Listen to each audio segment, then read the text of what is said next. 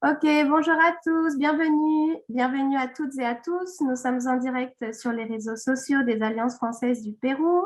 Je suis vraiment ravie d'être connectée avec vous. Je suis Camille Delon, responsable des médiathèques à l'Alliance française de Lima. Et aujourd'hui, j'ai l'honneur de lancer cette conférence sur l'univers de Tintin. Donc, sans plus attendre, je vais donner la parole à Manuel Antonio, qui est avec nous aujourd'hui. Manuel, on t'écoute. D'accord. Merci Camille. Bonjour à tous. Merci d'être venus ici. Alors, nous avons une heure devant nous qui promet d'être très intéressante. Nous avons ici deux invités. Eh bien, ce sera Yves Laberge et Philippe Gaudin. Philippe Gaudin a des problèmes de connexion. Il nous rejoindra plus tard. Mais Yves Laberge est déjà ici. Je vais les présenter tous les deux. Puis ensuite, me présenter très brièvement. Après cette petite présentation protocolaire, Yves Laberge aura 15 minutes pour nous faire sa présentation sur le sujet de cette conférence, puis 15 minutes pour M. Philippe Gaudin, et puis par la suite, nous avons une demi-heure pour discuter. Alors, comme vous le verrez, nous sommes trois personnes avec des Français très différents. Moi, je suis français péruvien, Yves Laberge est québécois, Philippe Gaudin est bruxellois et belge. Mais nous avons une traduction en simultané. Donc, n'hésitez pas dès maintenant et pendant toute la conférence dans le chat sur Facebook et sur YouTube de dire qui vous êtes, de dire si vous parlez bien français ou pas, un peu pour nous adapter à ce public qui est devant nous en ce moment. Donc, Monsieur Yves Laberge est un sociologue et directeur de deux collections, l'espace public et cinéma et société, auprès de l'université de Laval. Avant d'enseigner à la faculté des arts, Yves Laberge a été professeur invité dans trois universités, à l'université d'Islande, à l'université de Aix-Marseille, puis à l'université européenne de Rennes 2, où il a été titulaire de la chaire des Amériques en 2011. Et Yves Laberge est aussi un grand tintinophile et nous parlera, entre plusieurs sujets, de Hergé et la création d'imaginaire dans Tintin. D'un autre côté, Philippe Gaudin, qui va nous rejoindre un peu plus tard, est né à Bruxelles et il se définit, lui, comme un hergéologue et il est considéré comme l'un des grands spécialistes de la vie et de l'œuvre d'Hergé. Il est en plus l'une des personnes qui a eu le privilège de connaître Hergé personnellement et à le fréquenter avant sa mort dans les années 70. Lui aussi, grand tintinophile. Nous sommes à l'Alliance française, hein, on ne dit pas fan de Tintin, on dit tintinophile. Restons dans le français. Et il a été secrétaire général de la Fondation Hergé de 1989 à 1999. Finalement, très brièvement, moi, je suis Manuel Monteagudo, je suis français et péruvien, je suis réalisateur de fiction et de documentaires, et je suis aussi tintinophile parce que je réalise des films d'animation, et vraiment, Hergé et sa ligne claire sont vraiment une inspiration visuelle, mais aussi narrative pour le cinéma, parce que finalement, la bande dessinée, le cinéma, c'est toujours très proche. Voilà, merci encore pour être ici. Merci à Monsieur Laberge de nous accompagner, de nous donner le privilège d'être parmi nous. Et je lui laisse la parole pour qu'il puisse se présenter. Merci. Merci beaucoup de cette belle présentation et merci de cette invitation. Merci aux gens qui sont avec nous et qui veulent en connaître un peu plus sur l'univers de la bande dessinée et sur Tintin en particulier. Évidemment, si vous avez en cours de route des questions, des précisions, notez-les ou inscrivez-les sur le clavardage. Nous, au Québec, on ne dit pas le chat, on évite les mots anglais et on préfère créer des néologismes, des nouveaux mots en français. Donc, on a pris le mot clavier et bavardage, on a fait un mot valise en les fusionnant et ça donne clavardage. Donc, n'hésitez pas à partager vos impressions sur le clavardage avec nous. Et puis, donc, je vais vous parler un peu de Hergé qui a nourri mon enfance et mon imaginaire. Je vais vous parler de Tintin aussi, puisque j'ai lu Tintin toute ma vie, et même avant de savoir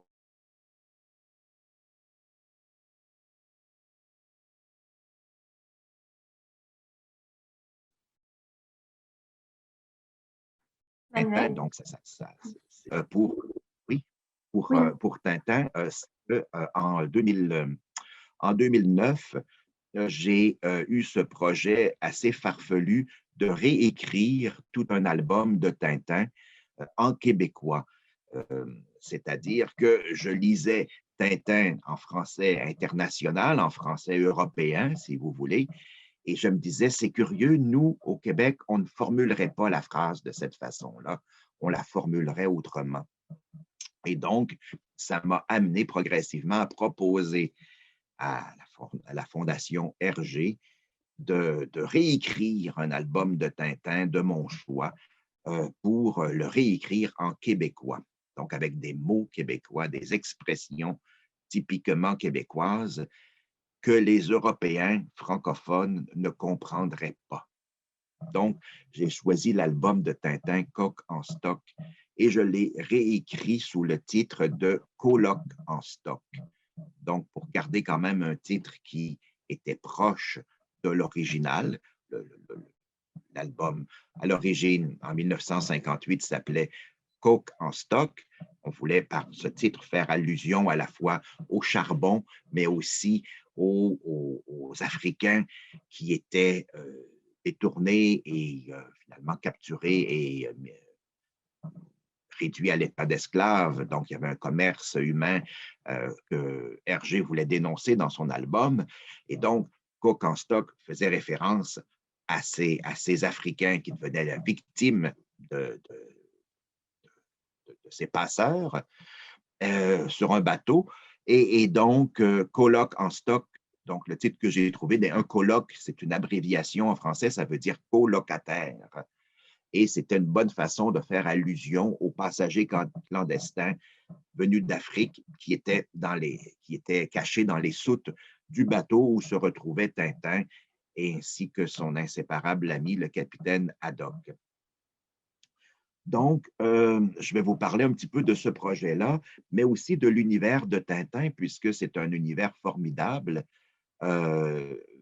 typiquement, j'allais dire typiquement français, alors que Hergé est bruxellois, belge, mais pour le lecteur québécois que j'étais il y a 50 ans, pour nous, la Belgique, la France, ça ne faisait pas beaucoup de différence à cette distance-là.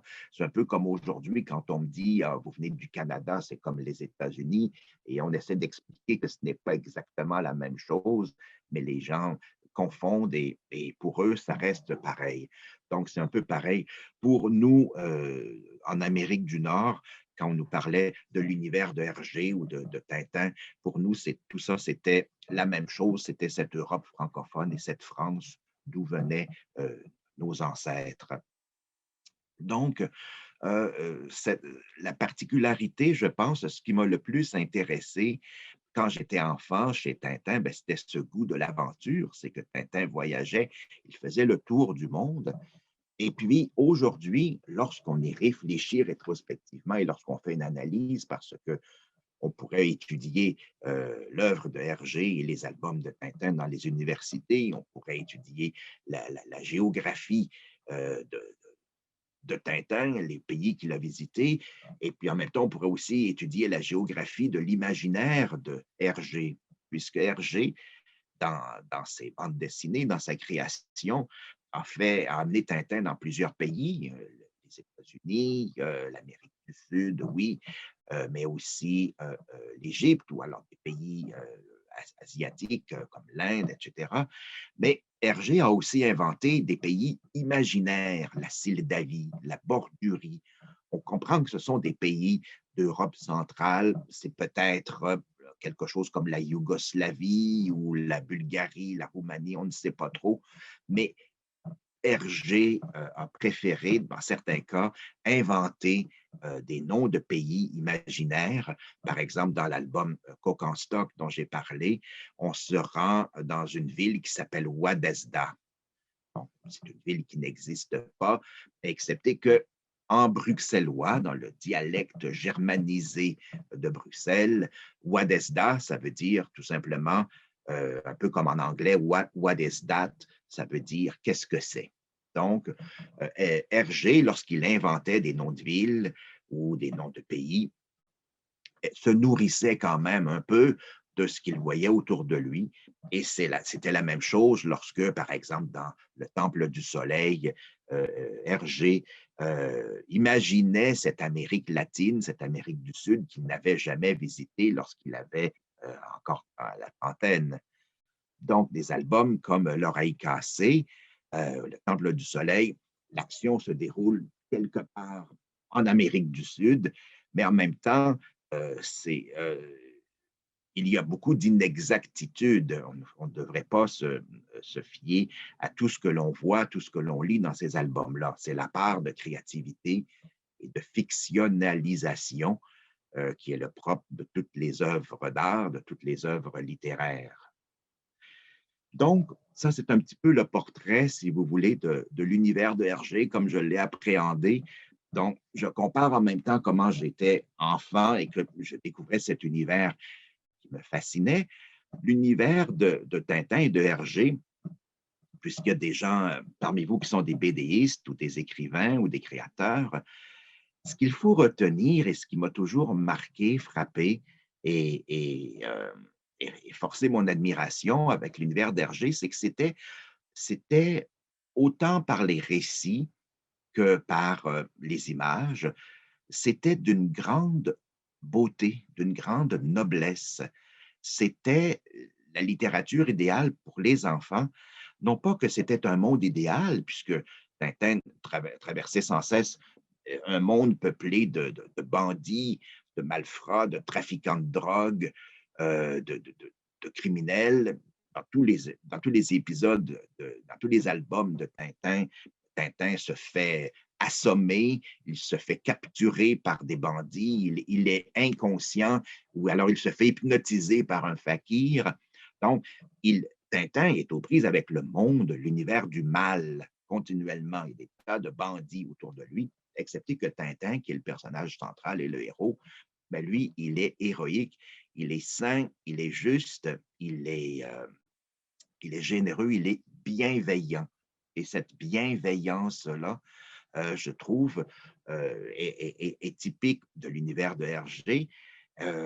Et ce sont ces héros positifs, presque parfaits, qui ont marqué mon enfance et qui me rendent nostalgique aujourd'hui, au 21e siècle, lorsque je regarde la littérature, les films, la bande dessinée. Vous allez me dire, oui, mais il y a Harry Potter, par exemple, qui est un personnage positif, bon, généreux, qui lui aussi souffre beaucoup et souvent perd le contrôle parce qu'il se fait kidnapper, il se fait agresser de toutes sortes de façons. Oui, c'est un bel exemple, mais là, il y a un autre problème avec Harry Potter qu'on ne trouvait pas avec Tintin, c'est que, et ça c'est peut-être une différence frappante entre l'univers anglo-saxon de Harry Potter d'une part et d'autre part l'univers francophone de Hergé, c'est que dans Harry Potter, la souffrance, la douleur, l'adversité sont tellement fortes, sont tellement intenses qu'à un moment donné, le spectateur et surtout les enfants vont ou bien décider de décrocher en disant je ne le regarde plus, ça va trop mal, il y a trop de souffrance, c'est trop douloureux, c'est insoutenable. Ou alors les enfants vont rester traumatisés par ces histoires où la dangerosité, le degré de danger sont trop fortes, ne nous laissent plus d'espoir. Mais ça, on ne le retrouvait pas chez Tintin, puisque Tintin, on sentait toujours qu'il pouvait gagner, qu'il pouvait faire régner le bien, faire triompher les forces du bien. Et c'est quelque chose que je pense qui se perd. Mais je peux me tromper et j'espère que je me trompe.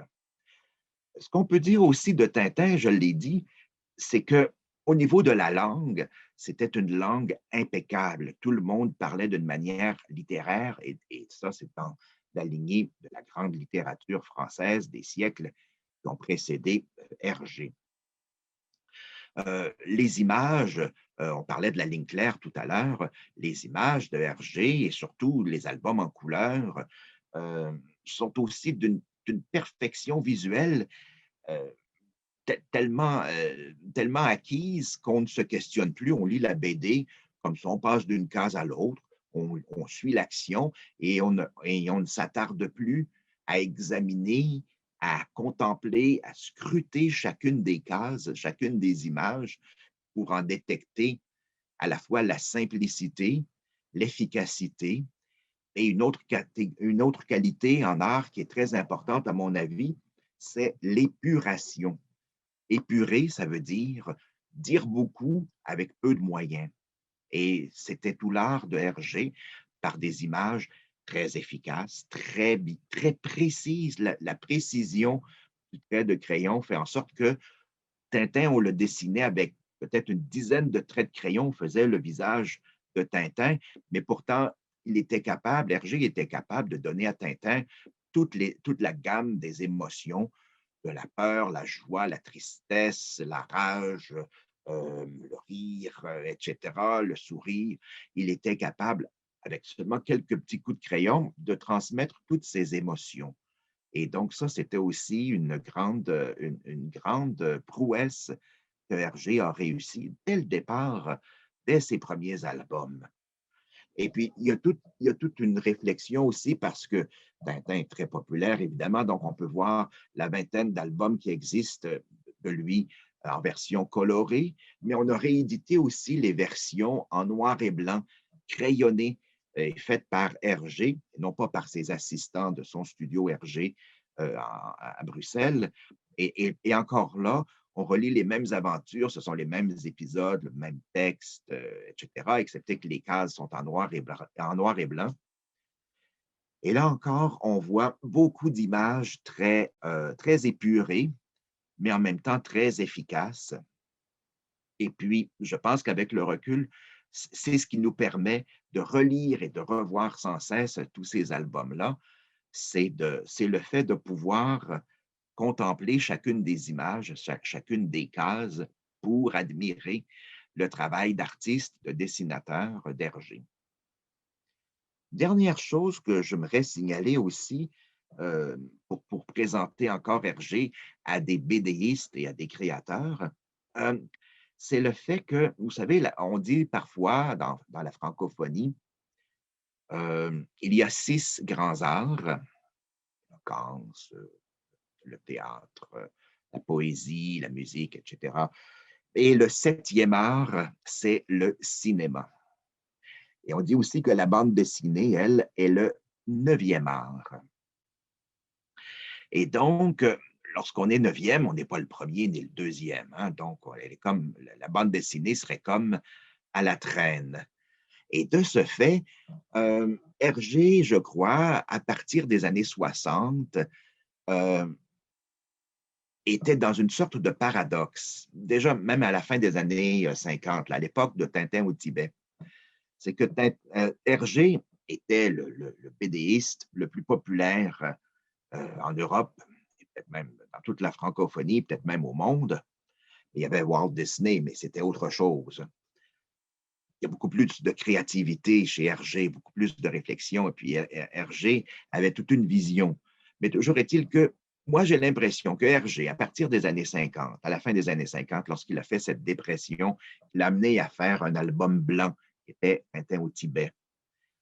Je pense qu'à partir de ce moment-là, même s'il était comment dire, le créateur, le BDiste le plus populaire, le plus apprécié, je pense qu'en même temps, Hergé souffrait du mépris, d'une certaine critique, peut-être minoritaire, mais qui disait, mais au fond, ce n'est que du 9e art, ce n'est pas de la littérature, ni de l'art, c'est pour amuser les enfants, etc. Évidemment, tout ça est complètement absurde, parce qu'au fond, c'était universel. Hergé s'adressait aux jeunes de 7 à 77 ans, et même au-delà, et même en deçà. Moi, j'ai commencé à apprécier Tintin alors que je ne savais même pas encore lire. Donc, je pense qu'Hergé a souffert de cela, ce qui l'a amené à la fin, surtout dans l'album Tintin et les Picaros, et puis un peu aussi dans l'Alphare, qui est un album inachevé, mais quand même très révélateur aussi de Hergé. Je pense que là, Hergé était un peu amené à se remettre en question, parfois même je ne dirais pas à se moquer de ses personnages, mais au moins à les placer dans des situations qui n'était plus aussi noble qu'elle pouvait l'être au début. Et ce goût de Hergé pour l'art contemporain, l'avant-garde, la création, qu'on retrouve déjà dans l'Alphare, cet album inachevé. Je pense que c'est symptomatique de cela. C'est une sorte de remise en question qui nous montre que même les plus grands créateurs, que les plus grands génies peuvent, à un moment donné, douter d'eux-mêmes. Et puis, je ne pense pas qu'Hergé ait été quelqu'un de narcissique ou égocentrique. Je pense au contraire c'était un homme qui était resté simple, même s'il était très populaire, multimillionnaire et un créateur de génie. Mais vous savez, parfois, on ne se contente pas, on ne peut pas se contenter du fait qu'on plaît à des milliers, des millions de personnes. On se dit, mais il y a toujours des gens qui me dénigrent ou qui rejettent ce que je fais. Donc, il y a un petit peu cette impression-là. Et si je vous parle de ces doutes du créateur, ce grand créateur qui était Hergé, ben, c'est peut-être pour dire aux créateurs, aux bédéistes, aux artistes qui sont avec nous, que le doute, la remise en question, le fait de vouloir toujours faire mieux, je pense que c'est normal pour n'importe qui, et surtout pour les artistes qui ont une plus grande sensibilité, c'est bien connu. Mais en même temps, il faut être capable aussi de mesurer son potentiel, de travailler sur ses forces et de créer sans cesse. Et puis, l'important n'est pas de conquérir toute la planète et de plaire à tout le monde, mais déjà, si on trouve un public qui nous plaît, qui apprécie et qui comprend ce qu'on fait, eh bien, je pense qu'on a déjà gagné la moitié de la partie. Alors, donc, voilà un petit peu le tour d'horizon bien partiel que je vous fais pour commencer, mais on pourra bien sûr approfondir tout cela dans les prochaines étapes, mais pour l'instant, je vais m'arrêter ici. Merci, Monsieur Laberge, merci. Très intéressant, d'autant plus que le Pérou vit un moment où la BD commence à être appréciée comme un canal de communication, non seulement artistique, mais même politique. Vous ne le savez sans doute pas. Au Pérou, en ce moment, il y a même une BD qui est sortie sur le Sentier lumineux, sur le conflit contre le Sentier lumineux, qui raconte une perspective assez, d'un certain bord politique. On peut le voir même comme un outil. Oui, la BD devient un outil politique utilisé par des partis politiques. Ça veut donc dire que pour les Péruviens, la BD devient un média influent. Mais c'est très intéressant. Je pense qu'on va pouvoir beaucoup en discuter avec le public. Je rappelle au public qu'ils peuvent toujours écrire sur le chat leurs questions. Je les lirai avec plaisir après la présentation de M. Gaudin, qui vient de nous rejoindre. Donc, Philippe Gaudin, que j'ai présenté au tout début, je vous rappelle, est un éminent hergéologue bruxellois qui a beaucoup travaillé sur Hergé, qui a travaillé aussi à la Fondation Hergé et qui va lui aussi nous parler de la relation entre Tintin et l'Amérique latine. Monsieur Gaudin, je vous laisse la parole. Merci d'être ici. Eh bien, je suis d'abord heureux de vous rejoindre. Chez moi, il fait déjà tout noir, mais donc je suppose que vous êtes en plein milieu de la journée là-bas. Voilà, bon, je viens d'écouter une partie de l'exposé quand je vous ai rejoint. Je suis, comme vous le devinez, passionné par la vie et l'œuvre d'Hergé. Et donc, je suis prêt à répondre à toutes les questions ou à m'embarquer sur les sujets que vous souhaitez. Je suis évidemment quelqu'un qui nage un petit peu dans toutes les eaux, que ce soit la biographie, la vie d'Hergé, hein, quand on vient de parler maintenant de la crise d'Hergé dans les années 50. Je vais par exemple vous dire que quand j'ai publié en 2007 une biographie d'Hergé très complète, très fouillée, qui s'appelle Hergé, ligne de vie, j'ai voulu la commencer par un coup de poing au lecteur, qui est une lettre désespérée d'Hergé, mais vraiment désespérée, où il ne croit plus à rien. Il est en plein milieu de la crise dont on vient de vous parler. Pourquoi j'ai choisi cette lettre?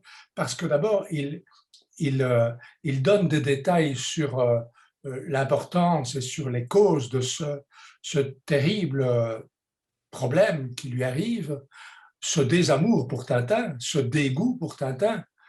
Mais je m'empresse de dire que c'est momentané. Alors pourquoi j'ai choisi cette lettre-là? Justement parce que ça arrive en 1948, et donc on sait déjà qu'entre 1929, naissance de Tintin, et 1948, moment de la crise, il s'est passé beaucoup de choses.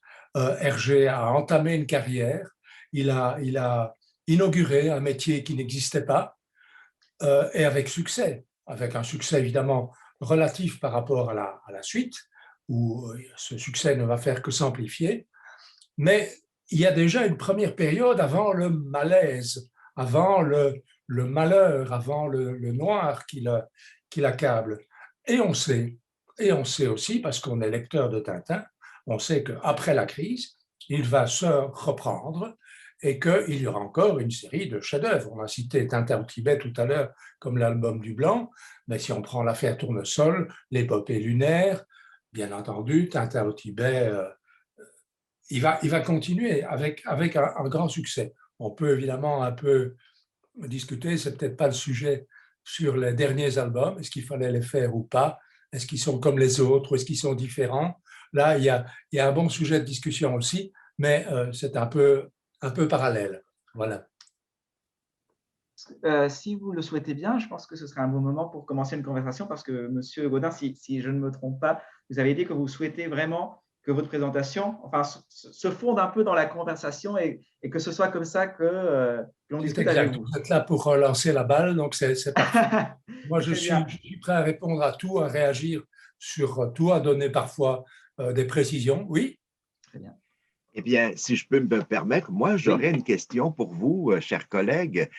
Et d'abord, vous dire que je suis très content d'être avec vous virtuellement. Je suis très content de vous voir et que j'ai beaucoup d'admiration pour votre travail. Et je voulais profiter de votre présence pour vous demander ce que tout le monde vous demande, c'est-à-dire de raconter vos rencontres avec Hergé, ce qu'il vous a dit, ce qu'il vous a appris. Et je serais bien curieux de vous entendre là-dessus, s'il vous plaît.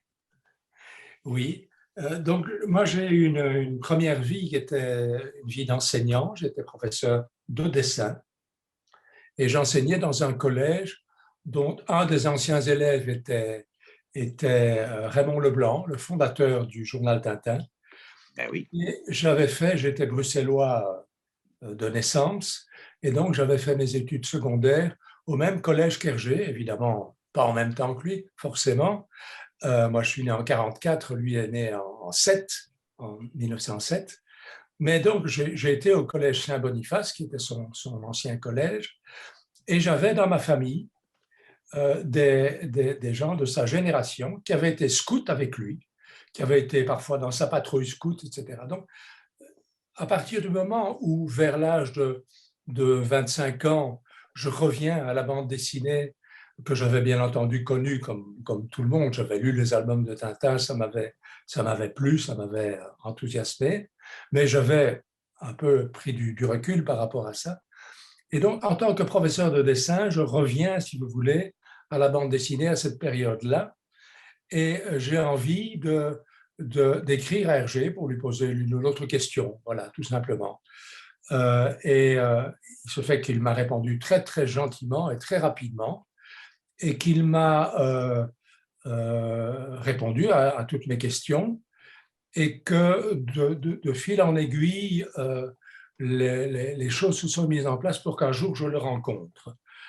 Ce jour où j'ai rencontré, c'était plus d'un an plus tard, si je me souviens bien, c'était à l'occasion de la préparation d'une fête sur la bande dessinée dans mon établissement scolaire, et il avait accepté de me recevoir avec un journaliste et avec le directeur de mon établissement, qui s'appelait Jacques Martin, mais qui n'avait rien à voir avec l'auteur d'Alix. Voilà, et donc on est arrivé là-bas et il m'a reçu très, très gentiment, et je suis resté avec lui plus longtemps que les autres, parce que j'avais à lui emprunter, il avait accepté de prêter pour une exposition une série d'originaux. Et donc, j'ai rencontré là quelqu'un d'extrêmement affable, extrêmement simple, d'un abord facile, pas du tout la grosse tête, pas du tout prétentieux. Vous savez, ce genre de personne qui, quand il vous parle, il vous donne vraiment l'impression que vous comptez pour lui, qu'il s'intéresse à vous, il vous pose des questions. Moi, de mon côté, j'avais évidemment pas mal de questions à lui poser, notamment sur le dessin. Je veux dire que ce jour-là, j'ai eu la chance de le voir dessiner, un peu de manière accidentelle parce que j'avais dû régler avec la secrétaire des studios Hergé la question des originaux. Et puis, elle me ramène dans le bureau d'Hergé et elle frappe et Hergé fait ouvrir la porte. Et puis, je le vois de loin à sa table à dessin et il dit « Un tout petit instant, je termine ma ligne ». Et donc, je suis entré quand il vient de poser sa plume. Et c'était l'occasion, évidemment, de lui poser des questions sur son dessin, puisque moi, je suis professeur de dessin, que j'ai un peu pratiqué, même parfois la bande dessinée également. Et c'est là, par exemple, qu'il m'a dit une chose qui m'a beaucoup frappé. Il m'a dit ce qu'on appelle la ligne claire, qui est une ligne en principe homogène, régulière, n'est pas une ligne morte, comme on pourrait l'imaginer. Si on repasse d'un trait de plume complètement régulier, ça va figer quelque chose qui, avant, était un crayonné, était très fouillé, très surchargé. Et il me dit, ma ligne est au contraire volontairement tremblée. Donc voilà, cet homme qui avait à l'époque 65 ans tremblait légèrement, mais volontairement, au moment de mettre au net son dessin, qui était là au crayon, de façon à lui garder une certaine vibration et à la laisser vivante, dans le fond. Parce que quand on regarde les crayonnés d'Hergé, à l'époque, on n'en connaissait pas beaucoup. Je dois dire que j'ai vu apparaître, et le public avec moi, des crayonnés de plus en plus nombreux. Et aujourd'hui, on en vend. On met l'accent sur ces crayonnés,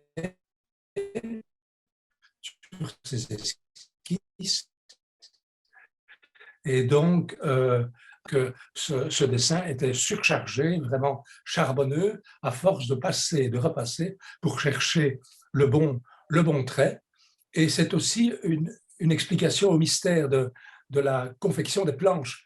Même quand, à l'époque où Hergé avait un studio, où il avait des collaborateurs, c'est quand même lui qui décalquait image par image avec un bout de calque d'architecte le dessin, parce qu'il était seul dans ce fouillis dont je viens de parler, à pouvoir extraire le bon trait. Il le voyait, lui. Un autre se serait peut-être trompé. Et donc, il décalquait et il reportait sur la planche définitive, qui, elle, alors, allait passer de l'un à l'autre pour que les décors, les phylactères puissent être mis en place, etc. Il y a un deuxième aspect qui m'a beaucoup frappé dans son bureau, c'est la décoration. C'était l'art contemporain qui était à ses murs et des choses qui interpellaient. Et j'ai eu avec lui quelques jolis échanges sur les auteurs qu'il aimait. Il m'a par exemple dit à propos de Roy Lichtenstein, dont il avait une série de 6 lithographies dans son bureau. Il m'a dit, il ne faut pas croire que les trames de petits cercles sont faits de manière mécanique. Il les peint chacun, un à un, etc. Et là, j'ai compris des choses que plus tard, évidemment, qui me paraissent évidentes quand on feuillette un livre sur Roy Lichtenstein. J'ai compris la démarche. Mais à l'époque, pour moi, jeune professeur de dessin, Lichtenstein, c'était presque des agrandissements de bande dessinée un peu modifiés, mais je ne pensais pas que c'était un travail d'artiste. Il m'a parlé aussi de Jean-Pierre Reynaud. Jean-Pierre Reynaud, oui. Je vais juste vous couper, et ça prouve que Roy Lichtenstein était un créateur habile, puisqu'il réussissait à nous mystifier quant à la véracité. Comme vous dites, à première vue, on a l'impression que c'est simplement l'agrandissement d'une case, d'une bande dessinée qu'il aurait trouvée dans un journal, alors que c'est à 100% une pure création et en même temps une mystification pour le spectateur. C'est tout un sujet parce que beaucoup de BDastes critiquent Lichtenstein, le trouvent un pilleur de BD, et c'est intéressant que Hergé lui-même, BDaste, l'apprécie. Voilà. Hergé appréciait beaucoup aussi Andy Warhol, qui avait fait un portrait de lui, parce qu'au fond, Hergé, bien avant ces Américains, faisait lui aussi du pop art avec ses dessins avec Tintin. Mais revenons à Hergé, parce que moi, je trouve ça fascinant, M. Godin, ce que vous nous racontez sur Hergé et sur ses rencontres et sur cette ligne claire qui a été tracée devant vos yeux. Donc, c'est comme le secret de fabrication, c'est comme la recette secrète que vous avez vue à l'œuvre. Des secrets, des secrets. Oui. Des secrets. Donc, je parlais de Jean-Pierre Reynaud, qui est un artiste très, très différent et qu'il admirait beaucoup et qui produit toujours d'ailleurs. Il y avait dans le studio, le grand studio de dessin où les collaborateurs étaient, une série de 4 crucifix énormes, enfin bon, de 50-60 cm, vous savez, de ces crucifix qu'on met dans les locaux officiels ou dans les écoles catholiques. Voilà. Mais c'était 4 crucifix posés l'un à côté de l'autre et peints l'un en jaune, l'autre en rouge, l'autre en bleu, je ne sais plus. Il y en avait 4. Ça faisait beaucoup rigoler les employés des studios Hergé. Ils avaient beau être habitués à Hergé et très généreux avec lui. En fait, ils en rigolaient. Il y avait dans son bureau, alors, et moi, ça m'avait frappé beaucoup, quand on rentrait, on pouvait voir que ça, pratiquement, c'était un carrelage blanc, donc qui faisait peut-être 2 mètres de haut sur 80 cm de large ou 1 mètre de large, un carrelage blanc sur lequel était fixée une couronne mortuaire en plastique. Et donc, évidemment, fatalement, je lui ai posé des questions là-dessus, et il m'a expliqué qui était Jean-Pierre Reynaud, que je ne connaissais pas à l'époque. Il avait chez lui, dans son privé aussi, une autre œuvre de Jean-Pierre Reynaud qui était 4 mitraillettes posées aussi côte à côte et peintes de couleurs vives. Jean-Pierre Reynaud, dans le fond, il m'a donné les premiers éléments, était quelqu'un qui travaillait d'une manière extrêmement froide, d'où le goût pour les carrelages et les carrelages blancs. Il m'a raconté un élément dont j'ai un peu perdu le fil complet, c'est son père s'était suicidé ou il avait trouvé son père décédé, étendu sur un carrelage, et que d'une certaine manière, ce carrelage le hantait. Mais il y a aussi le fait que Jean-Pierre Reynaud, son expression, et ça nous permet de comprendre Hergé, son expression, c'était les signaux, les interdits, les codes. Et il se joue de ces codes, des signaux interdits, dans toute son œuvre. Allez voir qui est Jean-Pierre Reynaud, vous le verrez. Et il a fait construire sa maison tout en carrelage blanc. Et il a fini, au bout d'un certain temps, au bout de plusieurs années, plusieurs décennies, par la démolir. Et la démarche de destruction fait partie de son œuvre. Donc voilà, c'est quelqu'un d'extrêmement original. Et alors, il y a un élément, une anecdote là, qu'Hergé m'a raconté en me raccompagnant dans le couloir, après quand même au moins 2 ou 3 heures de discussion très plaisante. Il me raccompagne dans le hall d'entrée, près des ascenseurs. Il y avait un extincteur, enfin, non, un système d'alarme. Un système d'alarme. Il y avait une espèce de corne rouge avec l'appareil à côté. Et il me dit, Jean-Pierre Reynaud, quand il est venu ici, je lui ai proposé de le signer. Et il l'a signé. C'est-à-dire qu'il est monté sur un tabouret ou une échelle ou une chaise, je ne sais pas, et il a signé ça comme étant une œuvre à lui, parce que c'était vraiment sa préoccupation, ça correspondait. Et je crois que Hergé lui avait dit, en le raccompagnant aussi, lui, ce jour-là, tiens, ça c'est quelque chose que vous auriez pu faire. Eh bien, je vais vous le signer. C'est peut-être comme ça que ça s'est passé. Donc voilà. Et malheureusement, au moment où les studios ont été transformés après la mort d'Hergé, il y avait sans doute personne au sein des studios Hergé qui connaissait cette histoire. Et c'est une œuvre qui a été détruite, comme la maison de Jean-Pierre Reynaud. Voilà, ça nous écarte un petit peu d'Hergé, mais ça nous place au cœur quand même de sa réflexion et de son rapport au monde. C'est très intéressant, vraiment, c'est une conversation très riche. Il y a plein de correspondances à faire et de questions à poser, mais j'aimerais bien nous recentrer un peu sur l'Amérique latine, parce que je pense que ce public, vous savez, quand vous vous adressez à des Péruviens en parlant de Tintin, on saute tout de suite sur le Temple du Soleil.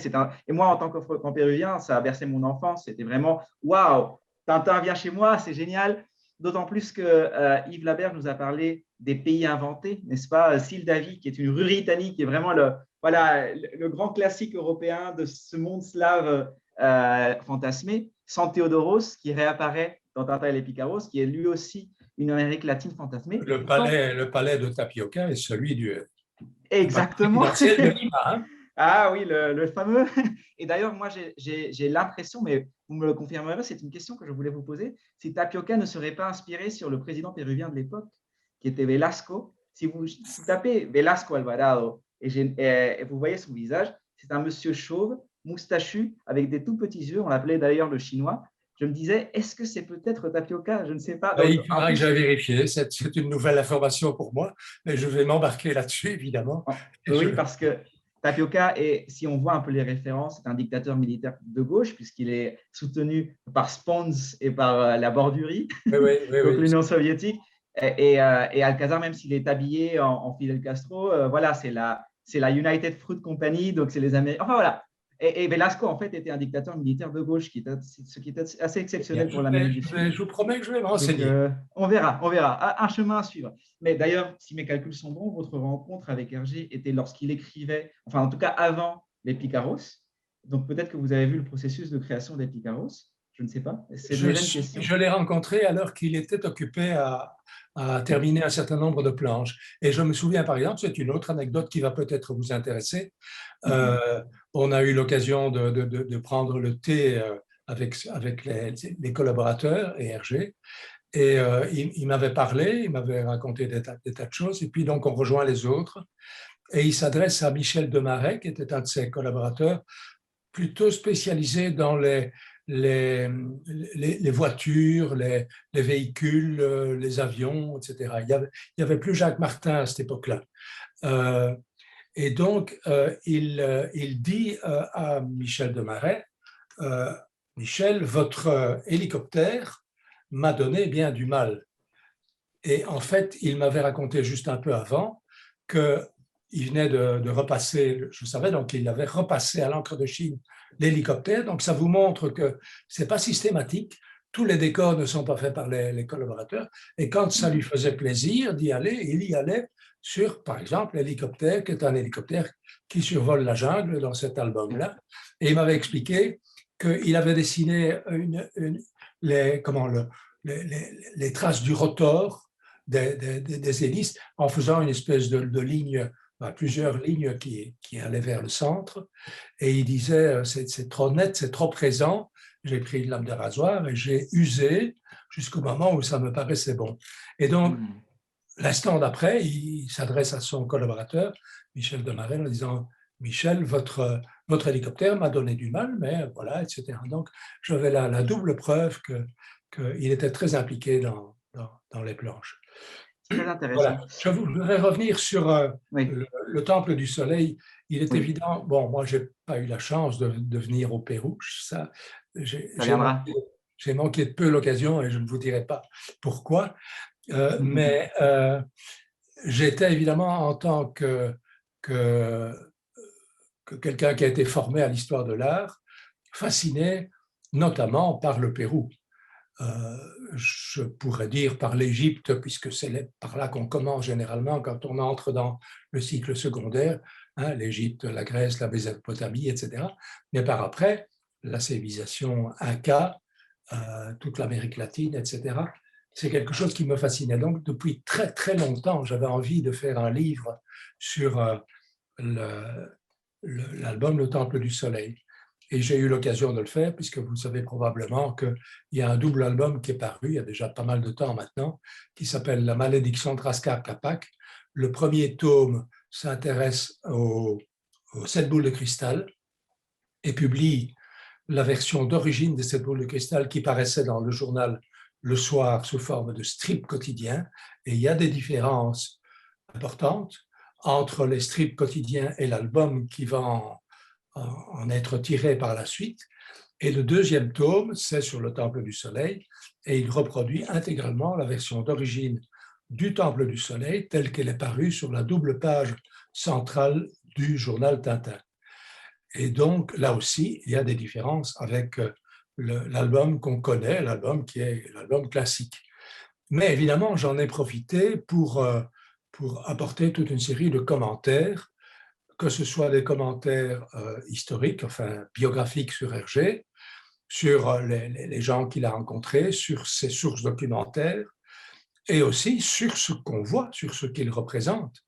Et donc voilà, je crois avoir fait un livre, enfin, deux livres qui peuvent intéresser le public, parce que dans le fond, c'est ce qui me préoccupe toujours quand je fais un livre sur Hergé, c'est de partager une émotion, des découvertes, de les faire partager, de les communiquer et à la limite de communiquer un certain enthousiasme. Je crois qu'il n'y a personne qui va comprendre, qui va croire que je n'aime pas Hergé. Voilà.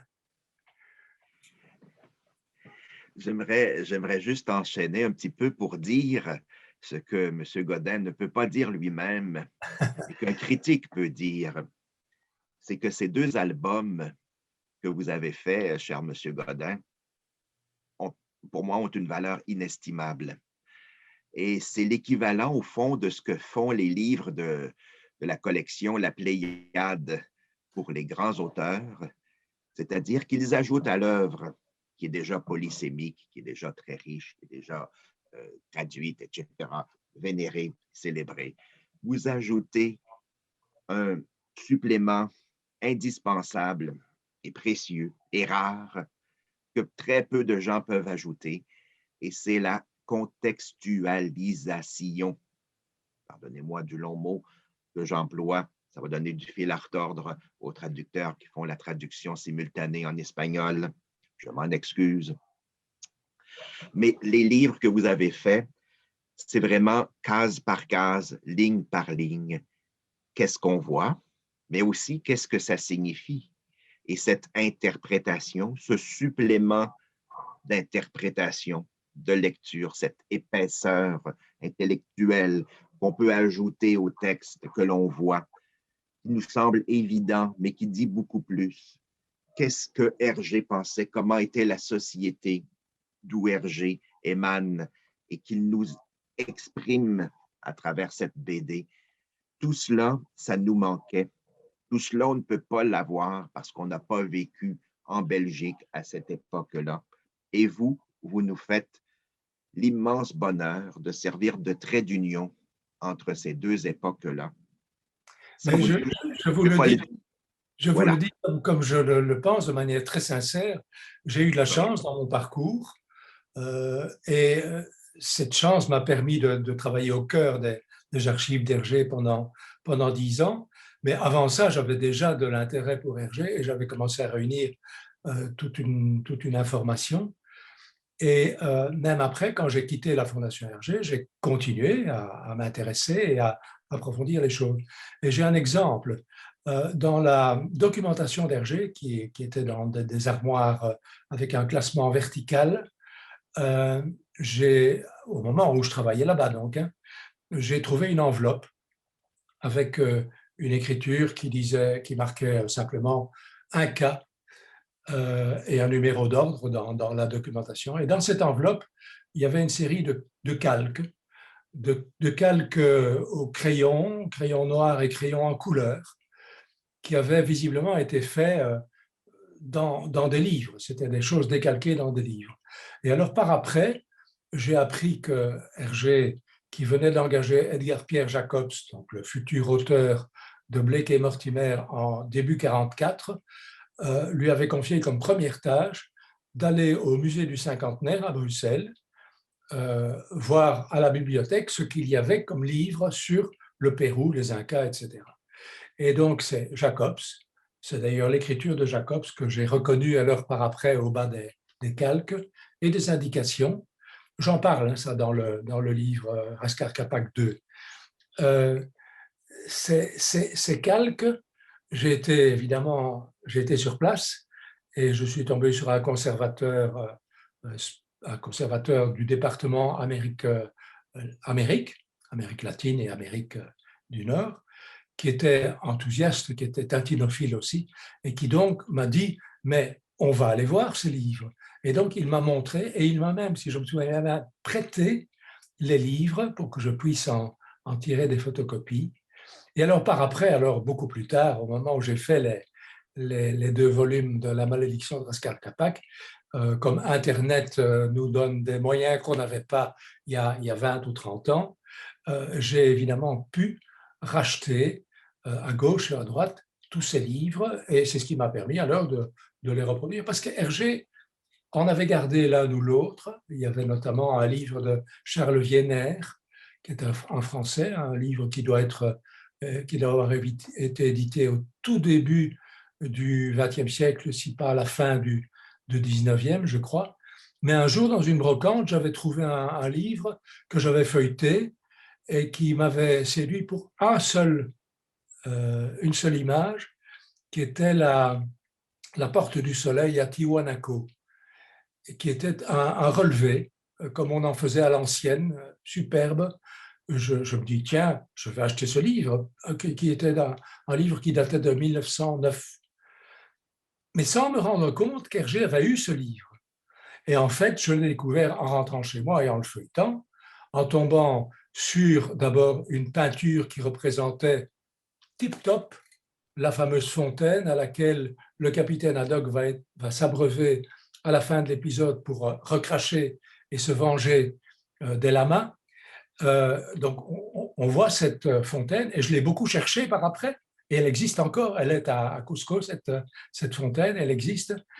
Il y avait d'autres photos, une photo prise en Bolivie, je crois, mais qui correspond vraiment à l'image qu'on a à la fin de l'album, quand les héros redescendent vers la civilisation. Il y a une rue qui plonge sur une grande ville. Ça correspond à une photo qui se trouve dedans. Et alors, un dernier détail, parce que je pourrais vous en parler pendant des heures, je sais que dans un courrier, quelqu'un avait demandé à Hergé où est-ce que vous avez trouvé le chant des vierges qu'elles entonnent au moment du sacrifice, hein, avec des paroles tout à fait particulières. Et Hergé lui répond, j'ai certainement trouvé ça dans un livre, mais je ne sais plus lequel. Eh bien, c'était justement le livre que j'avais acquis dans cette brocante, où dans une note, Garcilaso de la Vega notait les paroles de cette chanson. Voilà. Donc, des détails parmi d'autres, il y en a plein comme ça, mais ça vous montre que non seulement que j'ai été passionné par ce travail, mais que Hergé, lui aussi, en cette période qui est la période de la fin de la guerre, hein, pour les 7 boules de cristal, était très très peu informé. Il a écrit à Casterman pour leur demander s'il n'avait pas des livres sur le Pérou, et Casterman n'avait rien.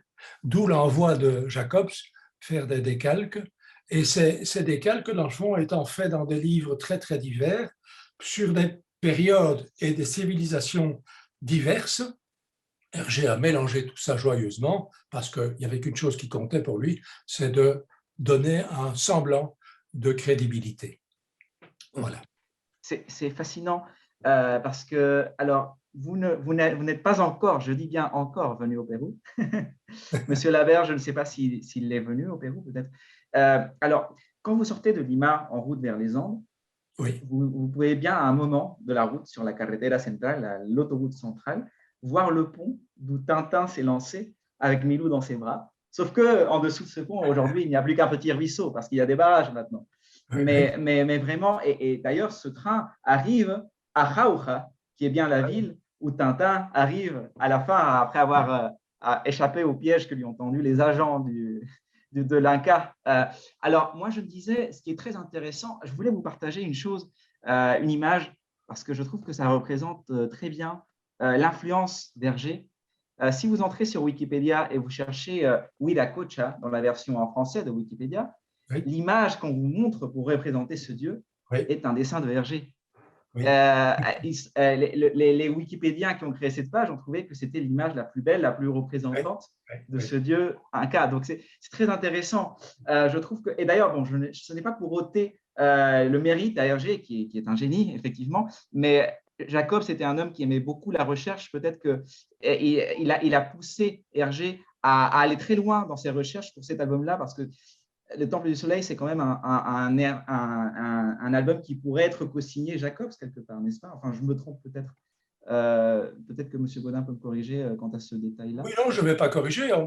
C'est un point de vue tout à fait valable. L'apport de quelqu'un comme Jacob, c'est important, comme l'apport de Chang pour le Lotus bleu, par exemple, Oui. est important aussi. Jusqu'à quel point se sont-ils, enfin, pour Chang, je crois que c'est assez clair, il n'a fait au pinceau que les caractères chinois, tandis que Jacobs a probablement mis la main à certains décors, enfin, c'est sûr et certain, à certains décors, pas d'ailleurs seulement pour le Temple du Soleil, pour d'autres aussi, mais son influence aussi, son dialogue avec Hergé a été certainement prépondérant, que ce soit pour les formes, que ce soit pour les couleurs, et que ce soit parfois pour des détails de scénario. Oui, Oui, c'est très intéressant. J'avais une question à vous poser tous les deux.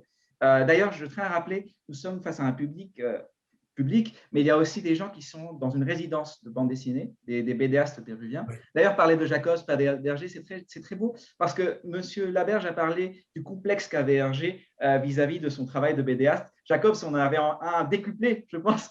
Enfin, je pense, d'après ce que j'ai lu. Et il voulait être chanteur d'opéra, il est devenu BDaste. Mais pourtant, sa bande dessinée, en tant que réalisateur, je trouve surtout la marque jaune, c'est du cinéma, c'est magnifique. Franchement, le Londres qu'il représente est extraordinaire. Mais non, ce que je voulais vous parler, en revenant au Pérou, dans le Temple du Soleil, il y a un vrai travail de recherche. Et je pense que nous, en tant que réalisateurs péruviens, que ce soit BD ou cinéma, on essaie toujours de se réapproprier de cet univers qui nous entoure. Hergé l'a fait à la distance, en lisant des ouvrages. Nous sommes ici, n'est-ce pas? Mais par exemple, les Incas que représente Hergé dans le Temple du Soleil, leurs costumes sont des costumes de Tintin, si j'ose dire, de Tintin d'Inca, d'opérette, si j'ose dire. Ce sont des costumes très fantasmés. Nous, en tant que Péruviens, on essaye toujours comment dire, de créer un nouvel imaginaire en usant de nouvelles références qu'un Bruxellois n'aurait peut-être pas. Mais comment faire, n'est-ce pas? Comment faire pour y arriver? Alors, la question que je voulais vous poser, pourquoi est-ce que Hergé a décidé de faire une aventure au Pérou? Est-ce que, puisque le Sendero de Rose existe, n'est-ce pas? Pourquoi choisir un pays qui existe? Est-ce que le Pérou se suffit à lui-même pour créer un imaginaire, comme la Chine, le Tibet? Pourquoi choisir le Pérou et comment a fait Hergé pour créer un imaginaire du Pérou tout en lui restant très fidèle? Alors, je ne sais pas si M. Laberge ou M. Gaudin veulent répondre d'abord à cette question. M. Laberge, allez-y. Oui, il faut se replacer dans le contexte de l'époque parce que, et là c'est peut-être une analyse plus sociologique de ma part, Hergé, lorsqu'il faisait ses aventures, les premières aventures de Tintin, ce n'était pas sous forme de livres, mais c'était comme des suppléments dans des journaux. Et puis donc, c'était le supplément du week-end, hein, parce que les gens avaient envie d'évasion.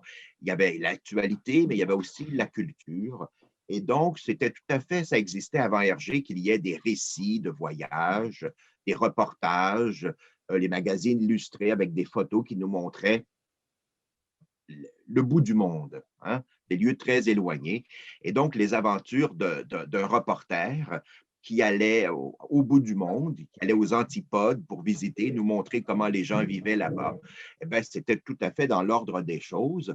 Et il y avait, pour Hergé, qui avait à ce moment-là le début de la trentaine ou la fin de la vingtaine, c'était dans l'ordre des choses que de dire, bon, on va raconter l'histoire de quelqu'un qui voyage et il nous fait un récit de voyage. Et il y avait tout un genre littéraire et journalistique qui s'appelait le récit de voyage.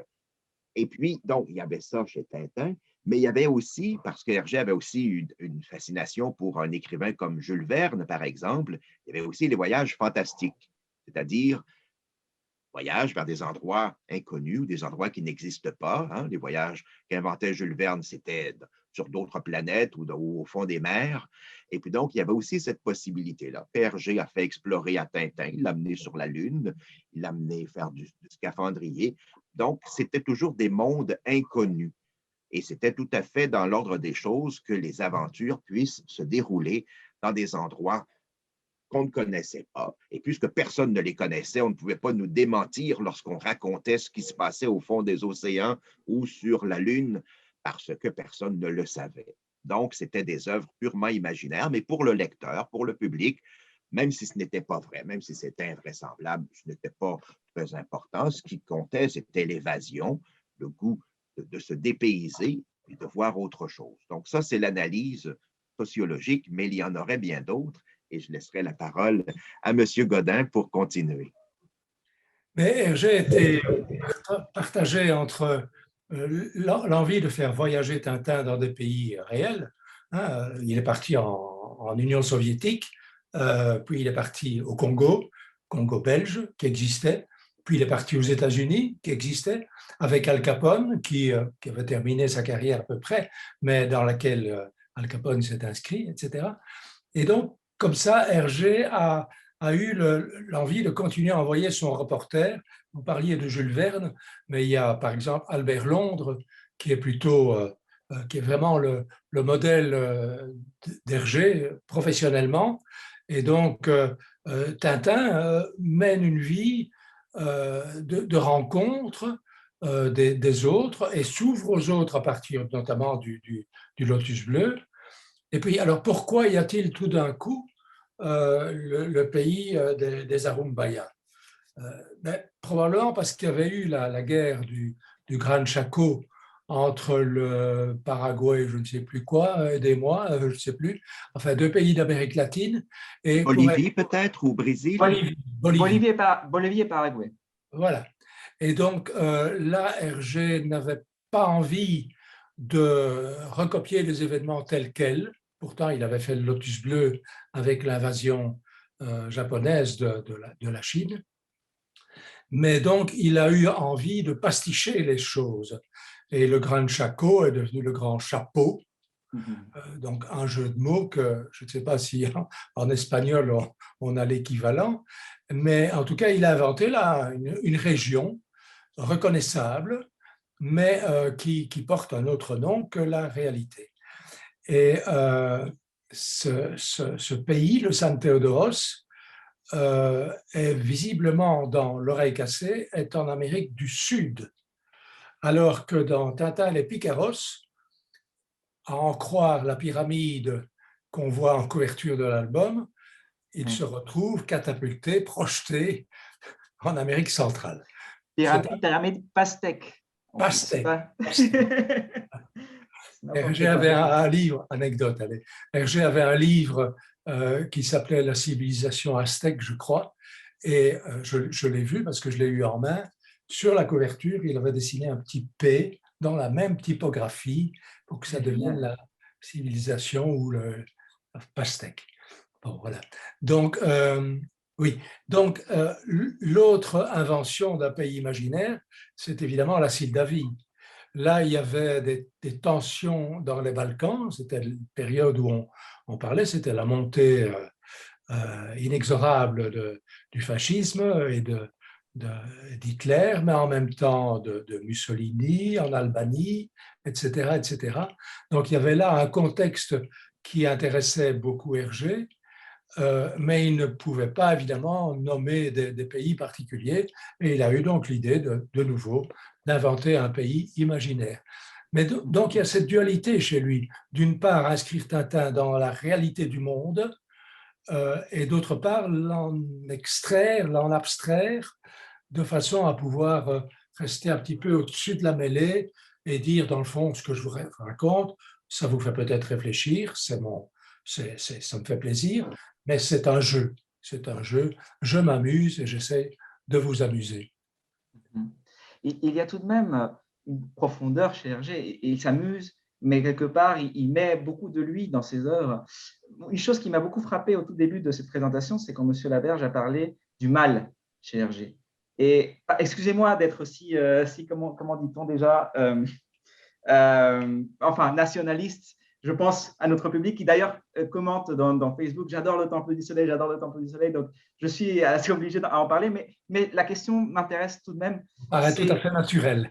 Oui, où est le mal dans le Temple du Soleil? Y a-t-il le mal dans le Temple du Soleil? Parce que dans le Temple du Soleil, je trouve beaucoup de correspondance avec l'œuvre. Il y a… Enfin, oui, pardon.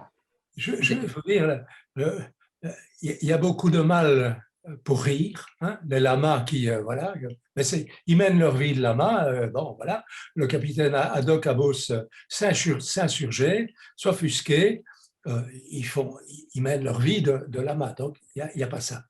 Les Incas qu'ils montrent, Hergé, même si ce sont des Incas un peu composites, un peu imaginaires, en mêlant différentes choses, ils sont finalement assez sympathiques parce qu'ils laissent la vie sauve, non seulement à Tournesol, qui était la première victime, mais à Tintin et à Doc qui sont venus le rejoindre et essayer de le délivrer. Ils laissent la vie sauve au petit Zorino. Zorino, qui est un des leurs. Donc, ils se conduisent de manière tout à fait humaine et ils vont donc jusqu'à accepter la demande de Tintin et de ses compagnons de libérer les savants qui sont des profanateurs de cette emprise magique. Donc, le mal n'est pas du côté des Incas. Et donc, ça me fait ça me fait mal à moi quand j'entends une polémique comme celle qui a eu lieu il y a quelques semaines maintenant, de l'autodafé, de brûler des livres comme Tintin en Amérique et comme probablement Le Temple du Soleil. Je trouve ça parfaitement injuste. Mais je voudrais répondre à votre question. Où est le mal? Eh bien, le seul mal qu'on peut trouver là-dedans, c'est quand le petit marchand d'oranges, Zorino, se fait agresser par des gens d'origine européenne, d'origine espagnole, des ladinos, comme on dit, je crois. Et là, Tintin réagit. Donc le mal, il est là. Il est là. C'est une dénonciation qui vaut bien celle des peaux-rouges chassés de leur terre à la force des baïonnettes dans Tintin en Amérique. Donc voilà, c'est une réflexion que je me fais. Le mal n'est pas omniprésent, c'est pas du tout une lutte du bien et du mal, un peu comme dans Tintin au Tibet où il n'y a pas le mal non plus. Hein, il y a simplement lutter contre les éléments et contre se surpasser soi-même. Là aussi, c'est se surpasser soi-même dans le Temple du Soleil. C'est une équipée folle, insensée, pour retrouver quelqu'un dans l'immensité du pays et le délivrer. Monsieur Laberge a peut-être quelque chose à rajouter? Non, sinon que je repensais, alors qu'on parlait de tout cela, je repensais à ce grand sémioticien italien, Umberto Eco, Oui. qui avait écrit un livre qui s'appelait L'œuvre ouverte au début des années 60, donc ça fait plus d'un demi-siècle. Et il disait, au fond, que plusieurs œuvres sont tellement riches qu'on peut les interpréter d'une multitude de façons. Et ces œuvres-là sont privilégiées parce qu'elles, justement, elles contiennent suffisamment de pistes, de possibilités pour qu'on puisse les exploiter, les réinterpréter. Et puis, l'univers de Hergé, c'est cela. Hein? Donc, parce qu'il y a déjà beaucoup de références culturelles à l'intérieur de ces albums, il y a une synthèse de connaissances, et même lorsqu'on essaie de reproduire des lieux, des situations, des pays, des personnages qui ont déjà existé, même si on les copie ou on en fait le décalque, dans un album de Tintin, ça devient encore quelque chose d'autre.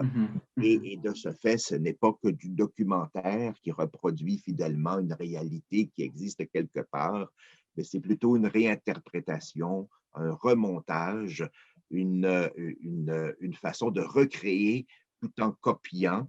Et c'est le propre de l'art, finalement, c'est le propre de l'artiste, du véritable artiste, c'est de pouvoir créer, même à partir de ce qui existe déjà, on peut recréer les choses.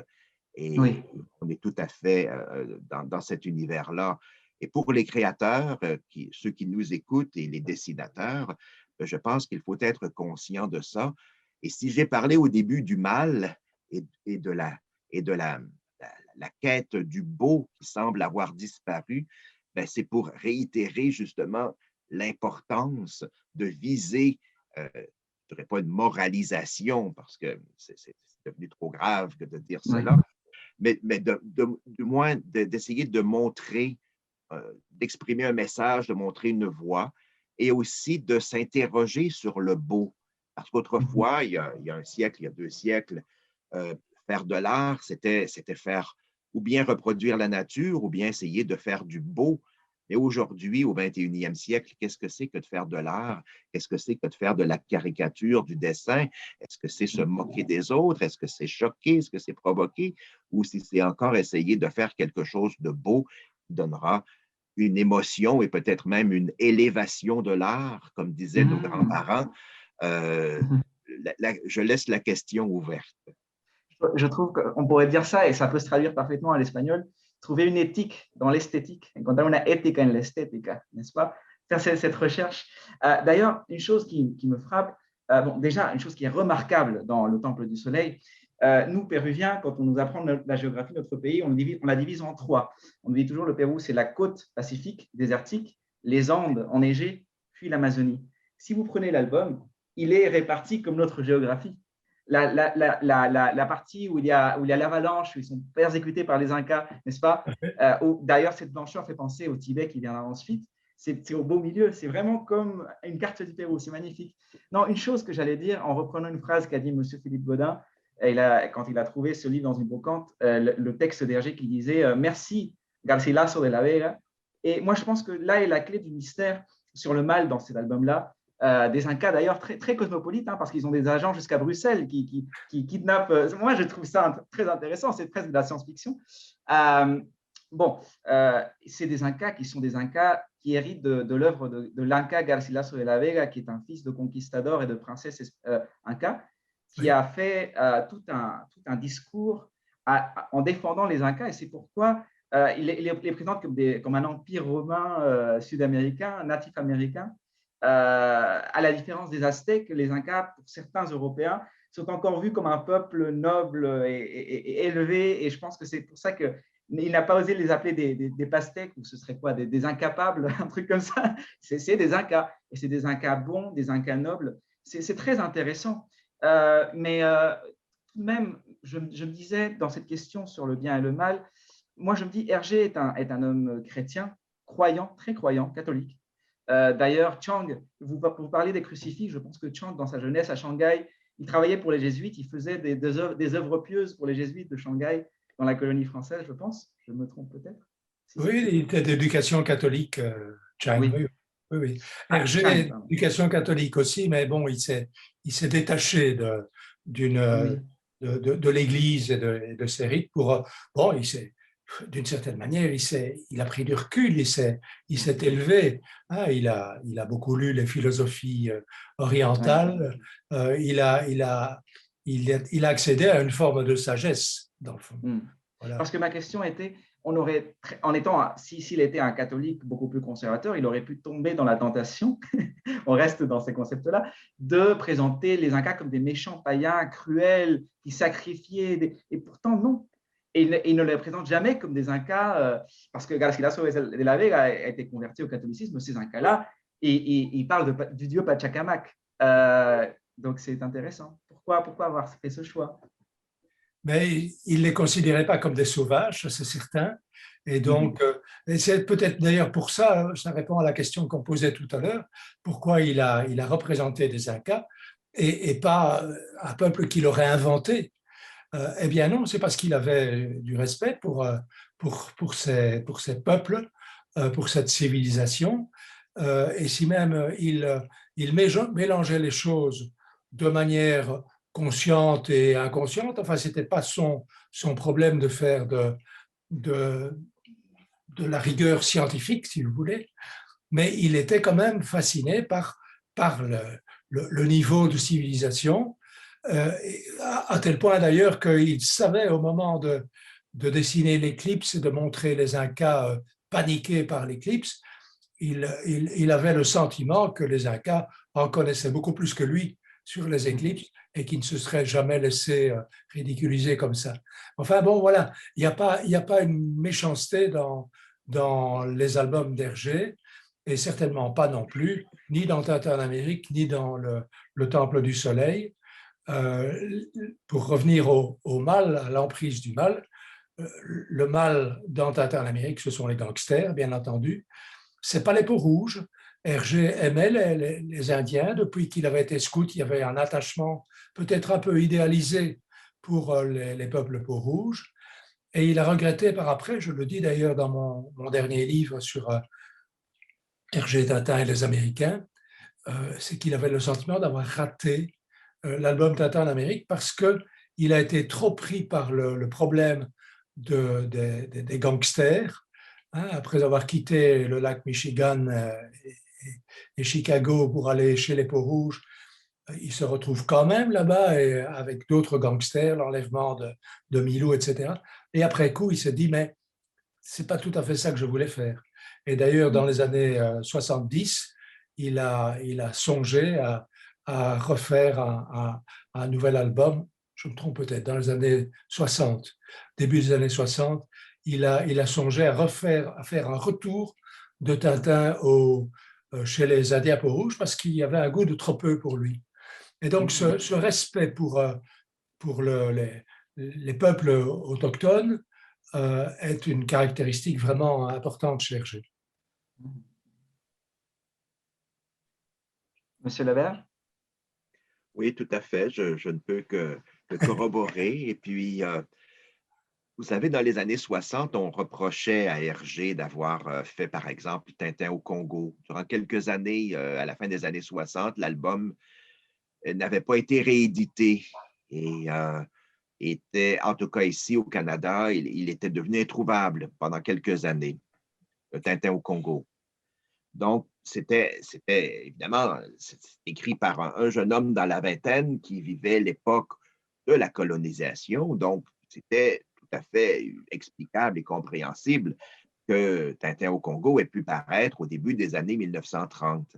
Mais une génération plus tard, après la décolonisation, après l'indépendance de ces pays, etc., le contexte était différent et on a reproché à Hergé d'avoir fait ces œuvres-là. Et je pense que le reproche était injustifié parce qu'on ne peut pas reprocher à quelqu'un, 30 ans plus tard, d'avoir écrit quelque chose 30 ans plus tôt.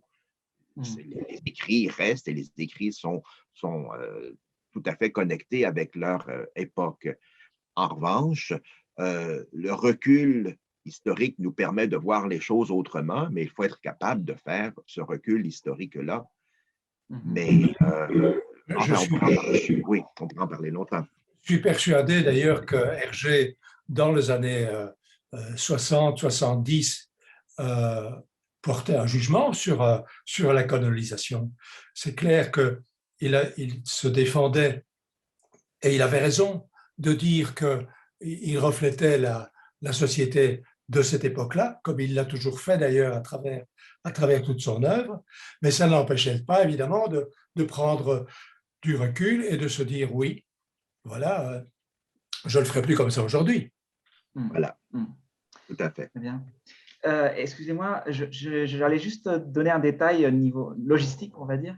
Nous avons longuement dépassé le temps limite. Normalement, c'était qu'1 heure. Je ne veux pas abuser de votre temps, donc n'hésitez pas à nous dire s'il y a voilà, si vous souhaitez partir d'ici, parce qu'avec l'Alliance française, on s'était dit peut-être qu'on pouvait faire une demi-heure de plus jusqu'à du coup 1h30 du Pérou, donc enfin jusqu'à dans 10 minutes, si vous êtes d'accord. Et ensuite, on vous libère. Enfin, on verra comment ça se passe. Oui, pour moi, pas de problème. D'accord, parce que je ne voulais pas vous quitter sans lire une question. Une question est apparue sur le chat Facebook de Antoine Joly, sans doute un Péruvien francophone. Je vais la traduire. Il dit quels sont les héritiers d'Hergé aujourd'hui? Y a-t-il des auteurs en bande dessinée qui racontent des histoires sur un Pérou réel ou fantasmé? Là, ma réponse va vous décevoir parce que je suis tellement impliqué dans la vie et l'œuvre d'Hergé que je lis peu de bandes dessinées. Donc, les héritiers d'Hergé, en ce qui concerne le métier de BDaste, comme on dit, on trouve une variété extraordinaire et une richesse extraordinaire. Il y a des auteurs qui sont fantastiques, qui ont une personnalité et qui développent une œuvre, notamment évidemment les auteurs qui sont à la fois scénaristes et dessinateurs. Du point de vue de la ligne claire de du style d'Hergé. Il y en a qui la pratiquent, mais ceux qui ne la pratiquent pas ont parfois un style tellement personnel qu'il est tout aussi admirable. Donc, il n'y a pas de critères de ce côté-là. Pour le reste, du point de vue du Pérou, de la manière dont le Pérou est illustré, là, je suis désolé, mais je ne peux pas vous répondre. Vous êtes mieux placé que moi pour vous rendre compte de ce qu'il y a de bon ou de discutable qui paraît. Voilà, et j'espère en tout cas que, grosso modo, le Pérou, comme toutes les régions qu'Hergé a décrites, se retrouve mis à l'honneur dans ce qui paraît aujourd'hui. Est-ce que M. Laberge a une réponse à donner à Oui, notre... juste quelques remarques. La question, bien sûr, est tout à fait pertinente et on la pose souvent au Pérou et ailleurs. Hein. Où va la bande dessinée aujourd'hui et puis qui sont les continuateurs? Mais je pense que cette question-là, pour moi, n'est pas très pertinente parce que c'est un faux problème que d'opposer les classiques du siècle dernier avec la production actuelle. Parce que, comme on a dit depuis une heure, la bande dessinée, quelque part, ne vieillit pas. C'est le monde de la jouvence, là, l'éternelle jeunesse.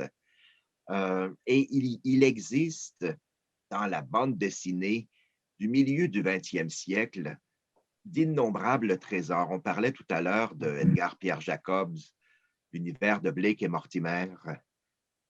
Mais il y a des tas d'autres créateurs de bandes dessinées qui ont existé, publié et fait paraître des livres qui n'ont peut-être pas tous été traduits en espagnol. Et ce que ma génération à moi a vécu, et on ne le réalisait pas à cette époque-là, dans les années 60, 70, 80, c'est que le milieu du 20e siècle en Europe a été l'âge d'or de la bande dessinée. Et on pensait que d'une année à l'autre, bon an, mal an, que ce serait toujours comme ça, qu'il y aurait toujours des chefs-d'œuvre qui sortiraient. Tiens, le nouveau Tintin. Tiens, le dernier Blake et Mortimer. Ah oui, c'est un autre chef-d'œuvre.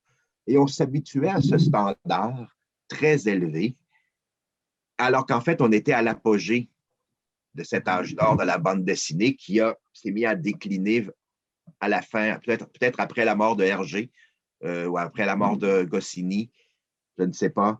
Mais en fait, c'était un âge d'or et nous ne le savions pas. Et de ce fait, on se dit, oui, mais aujourd'hui, là, les chefs-d'œuvre d'aujourd'hui, où sont les chefs-d'œuvre d'aujourd'hui?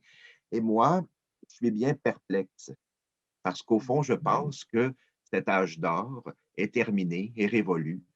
Il y a bien sûr encore de bons livres qui sont faits.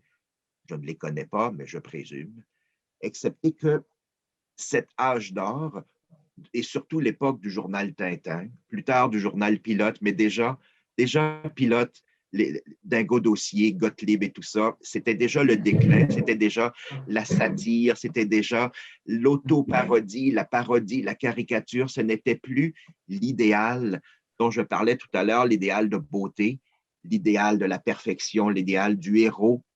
Après mai 68, on ne pouvait plus faire des albums de la même manière parce qu'il y avait toujours quelqu'un pour vous dire tu rêves, tu es un idéaliste, ça n'existe pas, ce n'est pas possible, ce ne sera jamais le cas.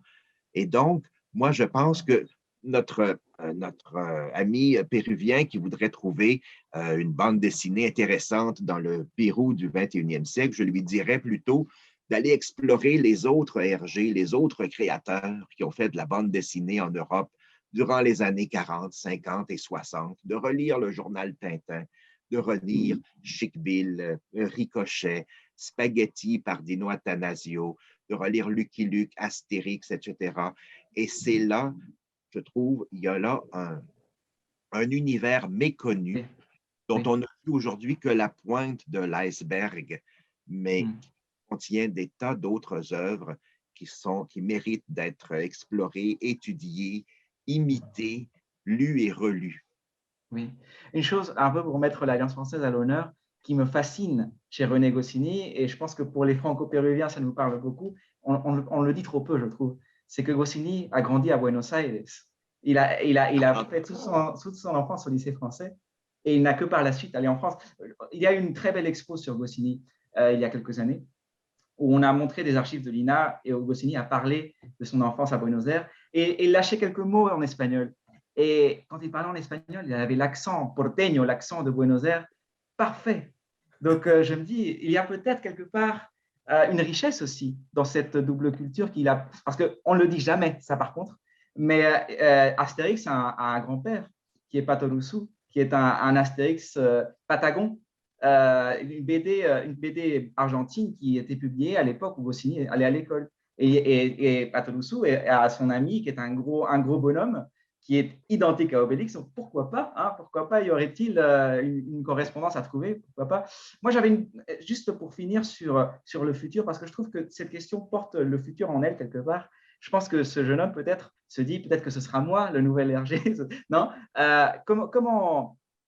qu'est-ce que peut nous enseigner Hergé dans la création d'œuvres? Comment faire oui, que pouvons-nous apprendre de sa méthode pour créer ces imaginaires?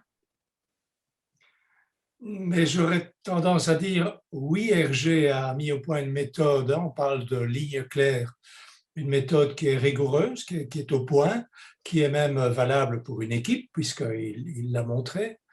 Mais est-ce que c'est ça qu'il faut faire? Est-ce que forcément c'est un modèle? Est-ce que c'est le seul modèle? Certainement pas. Il suffit de regarder le style de Franquin par rapport à celui d'Hergé, de regarder le style de Hugo Pratt par rapport à Hergé ou Franquin, de prendre d'autres. On peut trouver toutes sortes de styles. Il n'y a pas une voie tout indiquée.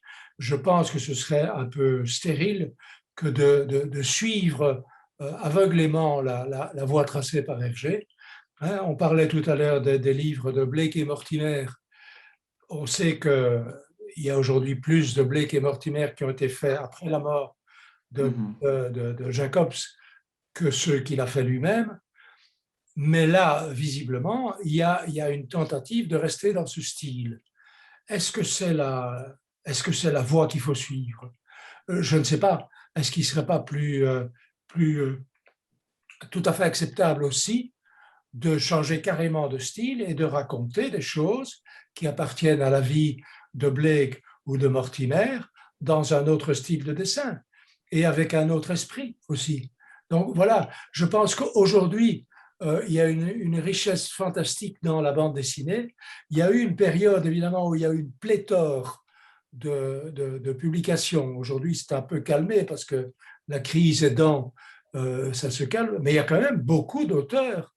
Et ça devient même un problème parce que pour que les auteurs gagnent leur vie, il faut évidemment un peu sortir du lot.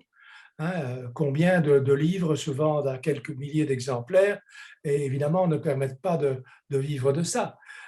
Mais du point de vue du contenu, de la forme des créateurs, des jeunes créateurs, des apports nouveaux, je vous disais que je n'en lisais pas beaucoup, mais je les vois quand même et je peux vous dire que c'est extrêmement riche et extrêmement intéressant. Donc, bonne chance à eux.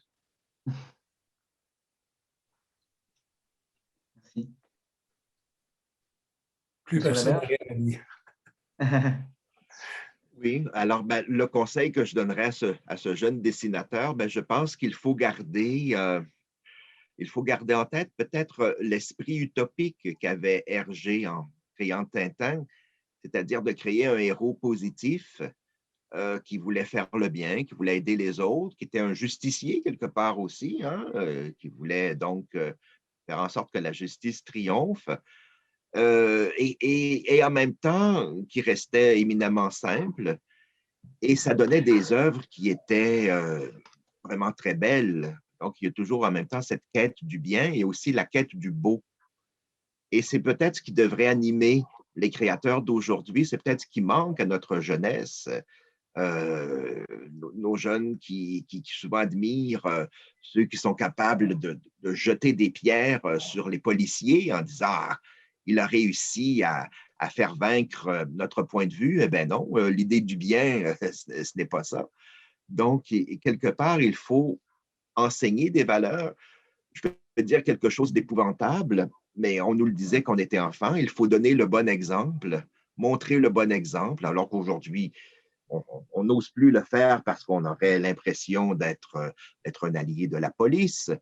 Et donc, mais quelque part, notre monde actuellement, lorsque vous ouvrez la télévision, on voit bien qu'on vit dans un monde qui est en perte de repères et quelque part qu'on a besoin de héros positifs et on a besoin de voir aussi des belles choses pour nous inspirer.